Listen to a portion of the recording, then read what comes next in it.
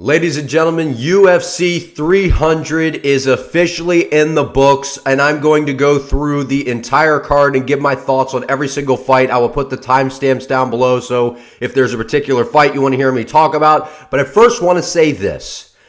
This was an outstanding card. There were a little bit of, some snoozers on the prelims, but nonetheless, the main card was absolutely sensational. Max Holloway with a vintage, iconic performance and moment. And we're going to have to talk about Alex Pereira. That man that showed up last night in that condition, that technical, that's a scary man at light heavyweight, ladies and gentlemen. So we'll talk about that as we go in the video. Like I said, timestamps down below. Here we go. First fight of the night was Figueiredo and Cody Garbrandt.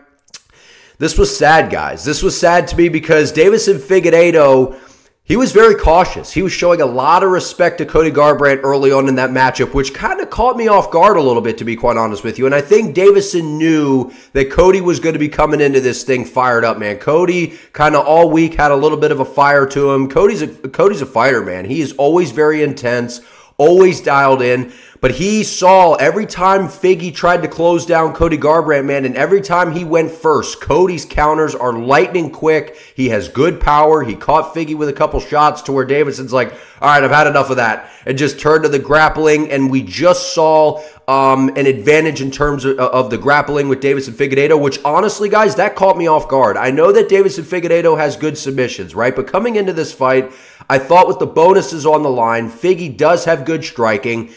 I just thought that Cody Garbrandt was going to be a little bit better in terms of defending the takedowns. Nonetheless, not taking anything away from Figgy, man. He was sensational in terms of the grappling. Controlling Cody Garbrandt like that is not easy to do. Cody Garbrandt has very good takedown defense. He's very slippery on the ground. Being able to submit Cody, man, that's an impressive performance by Figueiredo. And I really thought that I went with Garbrandt in this matchup because I thought that coming in, Davison likes to kind of move forward in that karate stance and throw straight punches down the middle. And I thought Cody's boxing, he was going to slip that head off the center line, throw those hooks, man, and be able to kind of clip Figgy, because you saw every single time Figueiredo went first, Cody Garbrandt was looking to counter, and that's why we saw so much like back and forth feinting, moving around, because neither guy wanted to go first because they respected the power of each other. But nonetheless, that was a great performance by Figueiredo moving forward. So it's going to be interesting to see what the UFC does with him, because he is inside the top 10. He's ranked number 8. Garbrandt was not ranked coming into it. I would like to believe that Figgy is definitely going to get a top 5 guy next, but good performance nonetheless by Figueiredo. Moving on, Bobby Green, Jim Miller. I went with Bobby Green in this matchup for the exact reason that we saw in this fight, man. Speed, this was one of those scenarios coming into a fight where speed kills. And I know that one of the narratives surrounding this fight, guys, was what kind of Bobby Green are we going to see from the last time out against Jalen Turner, right? Whenever you have a stoppage that bad, you wonder what a fighter is going to be like when they come back, right? Are they going to be the same guy? Is that going to affect him? And I had said that I just find it hard to believe that that's something that's going to impact a guy like Bobby Green, who's just a fighter, man. Like I said, Bobby Green got knocked out badly by Jalen Turner and probably was looking for fights a week later. Like, that's the kind of guy Bobby Green is. That's what makes people, love to watch him fight. And he looked sensational. The speed was just the difference. It just killed Jim Miller in that fight. But Jim Miller, man, tough as hell. We knew Jim Miller was coming to the fight. He was landing some good calf kicks. He had Bobby rocked a few times. But nonetheless, man, Bobby Green looks sensational. And I don't want to hear anybody discredit Bobby Green's win, because everyone was talking about how good Jim Miller has looked coming into this matchup. He's won 5 out of his last 6. He's been in there with some younger guys who have been maybe not the top of the heap, but still, Jim Miller's 40 years old. He went in there, he was riding, won 5 out of his last 6. He's still got some gas left in the tank. That was an outstanding performance by Bobby Green, and I absolutely love the call out of Paddy Pimblett. Book that fight. Book it immediately. It makes sense. It's something the UFC, I'm sure, will entertain, because they're not going to give Paddy these hungry guys in the top of the lightweight division. Bobby Green still has a ranking next to his name. That's a fight that makes sense. Do it in the UK. I love it. I love watching Bobby Green compete. I wish he would keep his damn hands up a little bit more at times. But nonetheless, How can you not love watching Bobby Green fight? And shout out to Jim Miller, man, being on UFC 100, 200, and 300. And he was getting busted up, man. Still kept going, still kept pushing forward and hanging in there. But nonetheless, that was an outstanding performance by Bobby Green, where Jim Miller just seemed a little bit of a step behind in terms of the speed. Okay, Jessica Andrade, Marina Rodriguez. I went with Andrade in this matchup, and I got to be honest, I thought Marina Rodriguez looked a little bit better than what I expected, right? I know she's got that Muay Thai background. She's very tall, long, and rangy for the weight class. She was doing a very good job as the fight started to play out of keeping Andrade at range and landing a really good right hand that just seemed to land every time she threw it. But Andrade, it just didn't seem to affect her. I don't know if Andrade's chin is just an iron chin in that way, or if Rodriguez just doesn't hit that hard. I don't know what the deal was there, because she was landing some good jabs. She was landing a nasty right hand every time she seemed to throw it.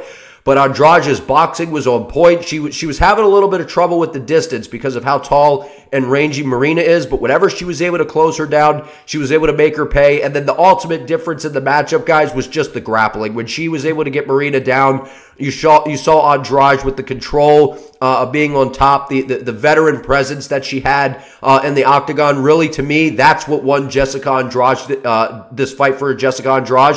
Because nonetheless, Marina Rodriguez is a good fighter. I think she showed that she's going to be somebody to look at in the division moving forward. I know that, we would have liked to have maybe seen her get through Jessica Andrade at this point, but I just thought that veteran experience, the power in the hands of Jessica, was going to be enough to get the job done. But nonetheless, good performance by Andrade against an up-and-coming contender. Okay, Jalen Turner, Renato Moicano. Man, I thought Jalen Turner was going to be able to get this done, man. And I said in my breakdowns, like, my heart was with Moicano, but I had to go with my brain here. And Jalen Turner, man, was landing some nasty shots. That body kick early had Moicano hurt. Moicano was able to close him down, get a hold of him. And I was like, oh, this might be a wrap. And then Turner gets back to the feet in less than a minute in the first round, clips Moicano with a nasty left hand that sits him down, and he just walks off like he's got a walk-off KO, like trying to get a bonus. I don't know if he was having PTSD flashbacks of going down to the ground and doing what he did to Bobby Green. I don't know what happened there. But I thought he had a walk-off KO. Moicano was able to recover, and we see another round, and that is why you have to go until the ref stops you, because of times like that. Jalen Turner's going to be kicking himself, man, because he possibly could have had Moicano out of there. He didn't follow him to the ground to finish the fight. Nonetheless, you can't let a gritty guy like Renato Moicano back into the fight, man. You just can't do it. And Moicano was able to get a hold of Turner in the second round. He was able to close him down. We know Jalen Turner's had some issues in terms of the wrestling department, and Moicano exploited that, took him down, and not only that, ground and pounded him out. Not even a submission, TKO stoppage. Shout out to Money Moicano, man. That's what Moicano is. He's not the most technical guy. He doesn't have the best striking. He does have good submissions and pretty good grappling, and he's just gritty. He's just gritty. You throw the kitchen sink at him, you hit him with everything you got, and he still keeps pushing forward and finds a way to win. That's what I like about Moicano, man. He's not particularly a stud in terms of as a fighter, but he has good submissions. He has pretty good grappling. He has, pretty underrated striking, and he finds ways to win, which is what I really like about Renato Moicano. Good win for Moicano. All right, moving on to the prelims. We got Sodiq Yusuff, Diego Lopes. Diego Lopes is the real fucking deal, ladies and gentlemen. There's no doubt about it. I went with Sodiq Yusuff, and I'm going to start implementing a rule on my channel not to pick fights where guys who I've met or from an area, whatever, are invested in the card, right? Because Sodiq Yusuff, I met the guy at Shogun. The guy's a nice guy, man. He's from Maryland. He's fought for Shogun for a number of years. I've been watching this guy fight basically for his entire pro career. But coming into this matchup, I knew it was going to be a steep hill to climb, man. Diego Lopes kind of has that Charles Oliveira on the rise aura, where he's a big guy for the weight class. He's got dynamite in his hands, which is very clear. Sodiq Yusuff has been in some fights, man. He's been in there with some heavy hitters. We saw him in there on the Contender Series with Mike Davis. We've seen him in there with Arnold Allen. We saw him with Barboza. He's been in there with some power, with some guys with some serious power and speed. Diego Lopes, it's very clear he's got dynamite in his hands, man. The effect of his shots that he was landing on Sodiq Yusuff, it was really surprising to me, to be honest with you, in terms of that, the striking department, because Sadiq had that nice high guard. He was moving forward. He kept missing on the leg kicks, and Lopes is just a beast, man. He's a fast starter. He's violent, and what's so scary about him is he's starting to get the striking going, and with a guy like that, the reason it's so scary is we know about the submissions. That's the first thing we almost want to point out with Diego Lopes, other than that crazy-ass hair that he has. He's got tremendous submissions, and you're just on edge the whole time because you're like, I can't get rocked. I can't get rocked. I can't be in a rock position, because if I am, he's going to snatch up a submission. And when you come into a fight like that, you're just maybe not fighting. You're very antsy. You're very frantic. And I think that that's kind of what happened with Sadiq in there a little bit. But nonetheless, man, whenever we see a fighter get that first bump up in competition, they get that first gritty ranked guy like a Sadiq Yusuff, was to Diego Lopes. You just never know if it's going to be a bit too much. I thought Sadiq striking maybe was going to cause some issues for Diego Lopes. Diego has outstanding power in his hands, ladies and gentlemen. And those calf kicks and leg kicks that he was landing early on in the fight, Diego Lopes is legit, man. And what I love, he's like, I want that Mobstar rematch, I think he said International Fight Week, and then I want to fight, at the Sphere. Book it. I'm all for it. If Diego Lopes can go out there, he can beat Mobstar Evloev. Give him Ilia Topuria at the Sphere. Have him headline the Sphere. I think that's a fantastic fight. It's an exciting matchup. Nonetheless, Diego Lopes is a future superstar. He's got that Charles Oliveira aura going on, in my opinion. Okay, Holly Holm, Kayla Harrison. This is one of those fights, man, where, again, I thought Holly Holm, as Dana White would say, was going to be able to use some of that veteran presence, right? But one of the things with Holly Holm that we've seen over throughout her career is she struggles with the grapplers. And I completely forgot that the PFL does not allow elbows on the ground, right? And I already made my, assumptions and predictions in terms of this fight. But coming into it, I thought the weight cut was going to have a lot more of effect on Kayla Harrison than it did. Kayla Harrison, beast, man. Absolute beast. I like how Joe Rogan said, her back looked like Vitor Belfort. That was funny. But Kayla Harrison's a monster, man. And what I like about this is we finally have somebody in the women's bantamweight division bringing some life to it, right? Because one, there's nobody currently in the UFC bantamweight division that's going to be able to stop the Kayla Harrison we saw last night. And I know Holly Holm's a little bit older, but Holly Holm has good striker, man. She has good striking. Like, she has good speed. She, for some reason, was entertaining the grappling early on. And at first, I'm like, well, maybe she's just trying to kind of build her confidence, or maybe she's just trying to, get Kayla to kind of blow her arms up and fill those muscles up with blood and kind of slow her down a little bit, maybe see if she can fatigue her and drain her a little bit, because that was a rough weight cut. Kayla was not affected at all. And anytime I said this, man, anytime Kayla Harrison gets a hold of you up against the fence and gets a body lock and gets that leg in between and goes for a trip, you're going for a ride. Those judo tosses are nasty. She is a better grappler than Ronda Rousey. She's the most credentialed female grappler that we've seen come into professional MMA, in my opinion. And what I like about this is I think it's going to wake up the Lioness. I think that this is going to eventually spark a comeback of Amanda Nunes. There's nobody in the division that can stop Kayla Harrison. I don't care about Raquel Pennington. Raquel Pennington's going to get dominated by her if that fight happens. And Juliana Pena, sure as hell, I know she's gritty. I know she's tough. There's nobody beating Kayla Harrison other than what could be a return from the GOAT in being Amanda Nunes. But other than that, Kayla Harrison is a unit. And as far as I'm concerned, the toughest thing for her is just making the damn weight. And as long as she does that and she's not depleted, she's not deprived, she's going to dominate anybody else in the division. But it's exciting to have somebody that's going to bring a little bit of eyeballs back to women's MMA in that aspect. Okay. Featherweight division, we got Calvin Kattar, Aljamain Sterling. I got to be honest with you guys. I'm blown away by Aljamain Sterling. And again, I first want to say more like Snooze-Zamain Sterling. All right, that was an absolute snooze fest. It was the most boring fight probably on the card. Aljamain never does himself any favors, right? You heard Daniel Cormier say it on the broadcast. But I will say this. As much as I am not an Aljamain Sterling fan, making that jump up, in weight, getting that win is the most important thing, because now Aljamain Sterling's probably going to be ranked inside the top 10 because Kattar had that number 8 ranking next to his name. Calvin Kattar's a dangerous guy. I know he's been away for a while. He had the injury and, some of these different things, but he has good takedown defense. He has good footwork. He has good boxing. Calvin Kattar's a tough customer. He's gritty, but you just saw, man, Aljamain Sterling looked big at 145. He looked strong. He was just, his pressure, his pace was a bit much for Calvin. He didn't give him any room to operate in space. He was beating up that lead leg like I figured he was going to do, so smart on him for that, switching stances, winging a bunch of shots at him, just constantly keeping Kattar guessing, which he never allowed Kattar to get into that rhythm that a good boxer like Calvin Kattar, they want to get into a rhythm. They want to be moving. They want their hands up, throwing that jab, moving around on the outside, kind of skating around. Never gave Kattar the opportunity to do that.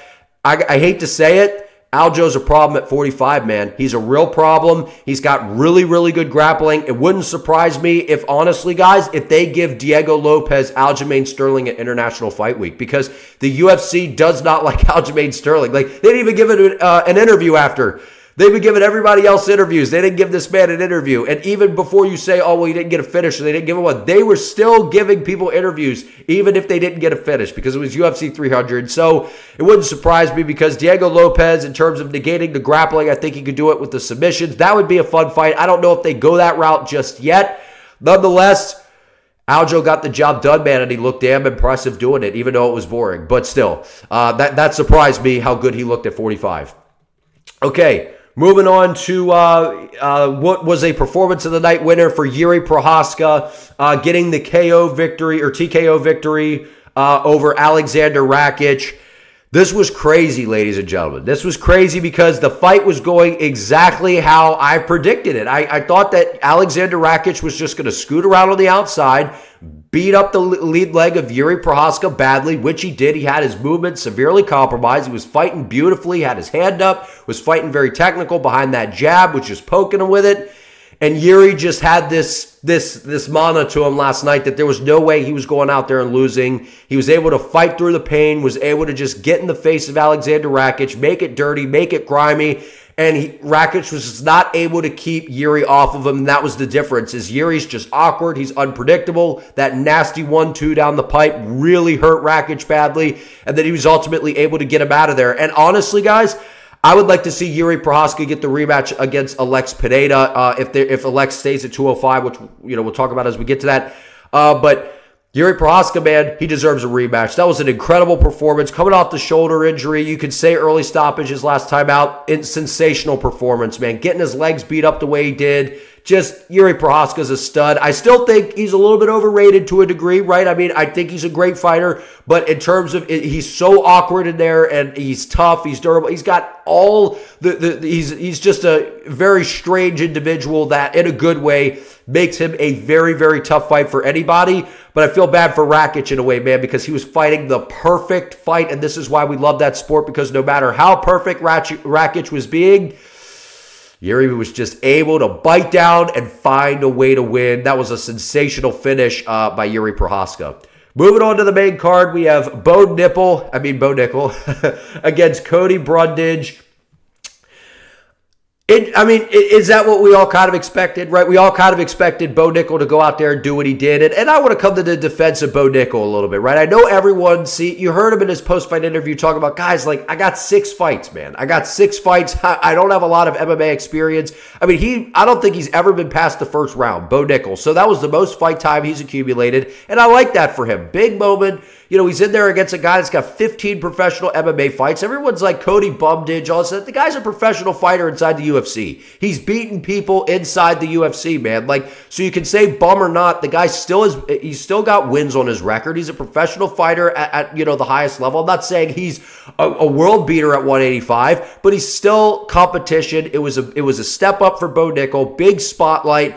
You could tell Bo is still very uncomfortable and very green on the feet. His striking is going to become a problem if that does not kind of fix itself moving forward, because we saw Cody Brundage was getting after him, man, with the striking early on, and you saw Bo was very uncomfortable there. Bo landed some good body kicks. He does have power in his hands, but you could tell he was very uncomfortable on the feet when Brundage started to kind of put it together a little bit, and then Bo just kind of dips his head and shoots for takedowns, and it's like, man, you'd like to think, I know he talked about fighting Fluffy Hernandez and some of these other guys next, and I know Bo has outstanding wrestling, but the UFC is going to slow play this with Bo Nickal, and he did look good, he did look dominant, but It wasn't quite the domination I think everyone was expecting because of the pressure and what everyone was expecting of Bo Nickal. He's got high expectations.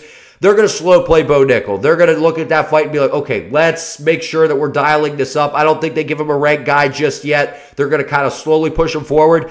And I honestly believe, guys, the first big step up in competition that we see from Bo Nickal, I think it's going to be a UFC Fight Night headliner at the Apex. And you may say, why not? Bo Nickal would be on a pay-per-view, and that could be true. Bo Nickal, you could see when he was uncomfortable on the feet, he just resorted to what he knows. He just dips his head and shoots for takedowns. If you're going to put him in there against a more dangerous guy that's ranked, put him in the Apex in the smaller cage. Make it easier for him to get the takedowns. You got to remember, Dana even said it in the post-fight presser, Bo Nickal, they think, is a star. He's a guy they're trying to build. They're going to do everything they can to help Bo Nickal kind of reach that level and be one of these, big stars inside the UFC. It wouldn't surprise me if they do that in every way to kind of help Bo Nickal. We've seen the UFC do this when they're trying to build guys. They give them specific, whether it's in the Apex, whether it's a 3-round fight opposed to a 5-round against a specific opponent. I think they're going to do Bo Nickal some favors. But nonetheless, take it easy on Bo Nickal, guys. Like, he's not... he's not a bad guy, right? I mean, the UFC is just kind of forcing him down our throats, which is kind of making people be like, oh, I don't like Bo Nickal. But Bo Nickal's a good dude, man. Like, he's cool. And he does like to talk a little smack because, he's got a highly credentialed wrestling background. And what do you want the guy to do, man? He's trying to get people to like him, and he seems like a cool dude. So shout out to Bo Nickal. Nonetheless, it was a really good performance. Stop being so hard on yourself, Bo. All right, moving on. We got Charles Oliveira, Tsarukyan. I was kind of disappointed in the fight. I thought that this was going to be a fast-starting fight that ended soon, right? I thought that we were going to see a finish by either guy. And nonetheless, I know people are pointing out towards, a robbery, saying Charles Oliveira should have won the fight. And I could have seen this going either way, right? I picked Charles Oliveira to get this thing done. And he looked hesitant on the feet, in my opinion, Charles Oliveira. And the difference to me was Tsarukyan was pressing the action. Even in that final round, I had a 1-1 coming into the third. And I just think that Arman had more urgency. And I know that Charles Oliveira had a submission. I think it was a Darce. The position. I think it was a Darce. He had it locked in late inside the third round. But outside of that, Arman was winning the round. And I know that people want to point out the submissions as danger, which I agree with. That's more danger than Arman just laying on top of him. But again, Oliveira, to me, did not have enough urgency in the third round, and I think the judges may have taken that into consideration. I still would have loved to have seen Charles Oliveira win. The submissions, the guillotine that he had in the first round was tight on Tsarukyan. I don't know how Arman got out of that. And what we've seen from Arman, man, he's a good fighter. He's a good fighter. He belongs at the top of the heap. I just thought the fight was going to be a little bit more violent. I think that, it was interesting to me how Arman was not really wanting to entertain the striking too much with Charles Oliveira because Oliveira looked pretty good. He looked a lot more defensively sound than what we've seen in his I know the Dariush fight was total domination pretty much. But before that, we've seen Oliveira very hittable. I know Arman is not the striker that Gaethje, Poirier, and Chandler and some of these other guys are in terms of the explosiveness in that realm. But nonetheless, Tsarukyan showed that he belongs, man. Whether it was a close fight or not, the guy went in there with Charles Oliveira, was in some bad positions and was able to survive and get through it. So, good win by Tsarukyan. I would have still have liked to see Charles Oliveira get that one done. Okay, the BMF title fight between Justin Gaethje and Max Blessed Holloway. Ladies and gentlemen, I've had people commenting on my stuff saying that, I was the first person to say this. The moment, I'm going to gloat here, okay? So if you don't want to hear me, I'm humble, man. But at certain points, when everyone's telling me I'm an idiot and I don't know what I'm talking about and all these different things, you need to shut up and listen to me, man. Because I may not have had a good record in terms of picking the prelims. But when it comes to the main card, when it comes to these X's and O's style matchups with high-level striking, I know what I'm looking at, man. Max Blessed Holloway, the moment that fight was announced, I said he was going to beat Justin Gaethje. Before this whole narrative shift where everyone's like, oh, Maximus Holloway is going to go in there and beat Gaethje. I'm riding with Holloway. I had been that guy from the very moment that fight was announced that said Max Holloway was going to win this fight. Was confident the whole time. I never swayed my opinion. And the moment it was announced, everyone's like, this is a Ferguson moment. How dare them do this? You even heard Gaethje, oh, I feel bad. And, that what I'm going to have to do to Holloway pretty much. All these different things. Max Holloway properly preparing and moving up to 155. Having the time to do that. the fighting style that Max Holloway has adjusted to over his past couple fights, being a lot more elusive, a lot more nimble, and he was going to give Justin Gaethje a series of problems. Guys, like Justin Gaethje's not fought somebody who just sits there and moves backwards, lateral, side to side, you know, sprints forward and throws volume at you and kind of dips down and throws punches from different angles and switches stances a little bit. And, you know, I was worried about the leg kicks, and Holloway was getting that leg chewed up. I thought he was going to be a little bit better at getting that leg out of the way. I know he's not a big guy in terms of checking the leg kicks, but that was concerning me there early. But man, I told you guys, Max Holloway has power. He's just always been a guy who's never dug his feet in and planted and thrown shots. We saw that against a Korean Zombie. Everybody has knockout power. It's just, are you going to sink your feet into the canvas, twist, and drive into it? We saw him hurt Justin Gaethje numerous times, which I told you was going to happen. I told you he was going to gain Gaethje's respect. He was going to surprise Justin with the power. I also told you that Justin Gaethje loves to dip his fucking head and duck down like this and look to throw shots. And what was Max Holloway going to do? That spinning back kick that he likes to throw, or a knee. He threw that spinning back kick at the end of the round. I don't want to hear a single person talk about, oh, but Gaethje broke his nose and what. No. That was the end of the round. He was trying to get aggressive at the end of the round to try to maybe steal it back because Holloway was controlling the fight. And he dipped down, and Max Holloway threw a beautifully timed spinning back kick that landed right on the nose and broke that thing. Do not take that away from Holloway. That was a sensationally timed technique that he threw. And then from there on out, Max Holloway ate some shots. I honestly, guys, the Ilia Topuria fight's huge. I love the way Max Holloway looked at 155. His frame, his chin was better. The shots that Gaethje was landing on him, I know he got dropped at one point, which was kind of like, I think he got dropped. He looked like he kind of stumbled a little bit, but we'll say he got dropped. Even when he got dropped, his chin looked different. He looked durable. He looked tough. The cardio, it actually seemed like Max, a little later in the fight, was breathing a little heavier than maybe he normally does. The power was there, and that badass moment at the end to point down at the canvas and pull what he did against Ricardo Lamas against Justin Gaethje on UFC 300 in a BMF title fight when he was up probably 4-1 going in, or 3-1 going into that fifth round. To do that and flatline Justin Gaethje like that, unfucking believable by Max Holloway. Unbelievable. I said he was going to win by TKO. And I even said that I didn't think he was going to be able to knock out Justin Gaethje, like a flatline KO like that. I said he was going to be able to finish him, but I thought it would be along the fence where Gaethje was covering up. We saw that at one point, and I thought it was going to get stopped. And Max started teeing off, and I was like, okay, that's how I kind of predicted, where the ref comes in and stops it. Max Holloway was already, he's always been one of my top favorite fighters to watch. I've always been a gigantic Max Holloway fan, and I like Justin Gaethje too, and shout out to him, man, because exactly what Max said. He didn't have to take this fight. He could have waited and fought Islam, but he's a BMF as well. Don't take anything. I don't want to hear a single person take anything away from Justin Gaethje, because coming into this fight, Max was faster, he was elusive, he was going to be prepared for 155, and he was just a better technical overall striker in my opinion. And he was going to be able to outdo Gaethje in that department. I said that from the very beginning.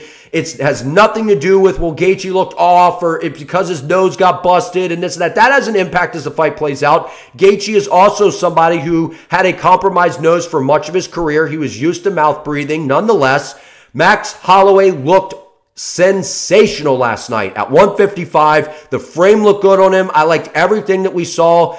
I know the Ilia Topuria fight would be a big fight. I love the way Max looked at 155. I love the way he looked at 55. I don't know what they do next. That Topuria fight would be huge. I wish they could do that at 55, honestly, because I love the way Max looked at 55. And nonetheless, badass by Max Holloway. He is an absolute superstar now. He was already a big star. People love this guy. Sensational. Sensational to Max Holloway. Maxie, baby. Congratulations, man. I couldn't be more happier for the guy, man, because that was sensational. Okay.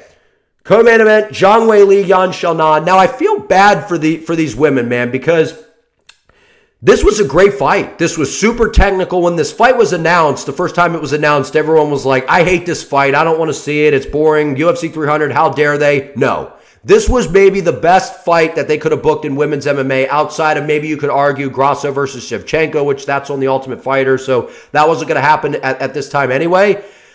This was a great technical style clash because Yan Xiaonan's outstanding striking, and the range was giving Zhang Weili some problems. And we saw she has good power in her hands. Her kicks look good. She looked fast. She looked ready for the moment. And Zhang Weili, just the difference was in the exchange and the scrambles and the grappling. And you saw at the end of, I believe it was the first round, man, she choked her out. Yeah, Yan was out of there, man. Like, she was, when Jason Herzog, like, separated him, he was like, go to your corner. And I'm like, dude, you got to help her up. She was choked out. Shouldn't even know where she is. I can't imagine being on UFC 300 following that Holloway fight, which is why that co-main event seemed a little anticlimactic, because we just came off that BMF title fight. But, you know, like, these women, man, it was a sensational fight. And just to have Yan, like, I can't imagine waking up on the stool being like, holy shit, if UFC 300, I'm in a fight, I just got choked out, but I got to get back out there. What a gritty warrior Yan is, man. I mean, now to do what she did, to come back out there and make this thing a war, she was putting it on Zhang Weili, ladies and gentlemen. She was putting it on her, but we've seen Weili is just so well-rounded. If you're outstriking her, no problem. She'll turn to the grappling. She has outstanding submissions. She's strong. She's fast. She's durable. She ate some shots from Yan. But, man, Yan, at some point, I can see her being a champion in this division. She showed she belongs. That was an outstanding stylistic clash between them. And if that, obviously, if the BMF title fight would have been next, I think that this fight would have gotten maybe a little bit more recognition because, nonetheless, that was a great style clash, and that was an outstanding fight. I really enjoyed watching the X's and O's and kind of the tactics that were going on there because that was high-level stuff, ladies and gentlemen. That was just a great fight, in my opinion. The main event. Shama, Alex Poatan Pereira, Jamal Hill. That Alex Pereira that showed up last night had a noticeably different physique at 205, no homo. We have not seen him, even I've been watching this man, ladies and gentlemen, for years. I have seen him fight at 205 in glory. He has never looked physically the way he did last night. When I saw him walk out and when he did the, like he had a more intense look to him, and I literally looked at my lady and I said, that had, he always screams. The way he was like, had a different feel to it, and I'm like, Hill's in trouble, man. Hill messed up, man. He's in trouble because Alex Pereira looked big. He looked lean. He looked strong. His hands were up. And technically, that was the best version of Alex Pereira we have ever seen, that I've ever seen. And I've been watching the man for years in terms of kickboxing and the whole nine. He had his hands up a little bit higher. He was patient. I don't think people understand how hard it is to throw that switch kick to the lead leg like that and land it, because it's a lot easier to see when your body moves, and I know he missed some of them. He was chewing that leg up immediately. He started throwing that jab, getting the head off the center line, which I'll go ahead and link my video down below where I talked about the strategy where they revealed the tactics. Did I not say exactly how he was going to set up Hill? I told you guys, man, the analogy I used was this was going to be chess. Jamal Hill was going to keep moving the pawns forward, be like, I'm getting close, man. I'm feeling good. And then Alex was just going to be that bishop or rook that just does, you know, you don't see it coming and just shoots across the board and takes you out. All it takes is one shot. He was playing a different game, man. He was playing a different game. He was setting him up from the beginning. I've said that about Alex, man. That guy is setting you up with everything he does. That left hook was nasty and the most gangster moment we may have ever seen. Gets hit in the nuts. Herb Dean comes over and he goes, nah, homie. Nah, stay back. Now, what would have made it better is if you looked at Herb Dean and was like, Shama, and said it in the moment. Gets kicked in the groin. Backs, tells the ref to stop, moves forward, uncorks a left hook that, by the way, landed with probably 2 knuckles and knocks Hill into another dimension. And nasty ground and pound from Alex Pereira, because we've seen when the fight hits the floor and he has to ground and pound. We saw that in his debut against Andreas Mihailidis. He still looks a little like weird when he's trying to go for ground and pound because, you know, he just looks a little uncomfortable in that department. Not when Hill hit the canvas, man. He was violent. He was ferocious.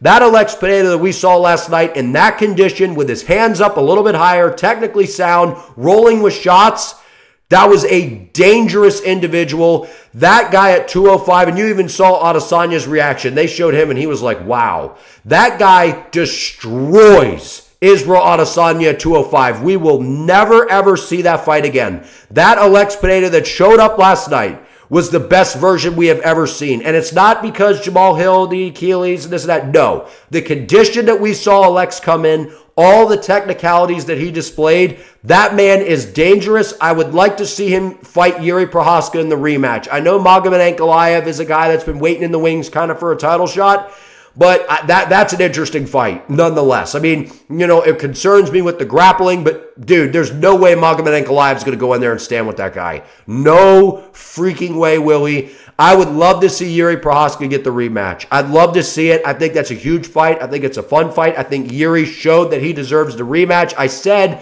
if someone could get a finish between Yuri and Rakic, they're probably going to get a crack at a title. Congratulations to Alex Pereira, man. That was nasty. I can't believe the UFC didn't give him some sort of bonus, because that was sensational what he did to Hill. When have we ever seen anybody make Jamal Hill look easy? Never. Never. And don't sit there and play this game now, because all those people that were picking Hill, oh, he's got power punching, he's got good speed, he's dangerous. And I said Jamal Hill's dangerous. Don't sit there and make excuses now, because you guys didn't have those excuses before. Alex Poatan Pereira, ladies and gentlemen, Shama. That is the man. Congratulations. Nonetheless, UFC 300, unreal, man. Unreal. I'm still on a high from this fight card, but I want to hear from you all down in the comments. Like this video. Subscribe to the channel if you have not already. I appreciate you all. See you next time.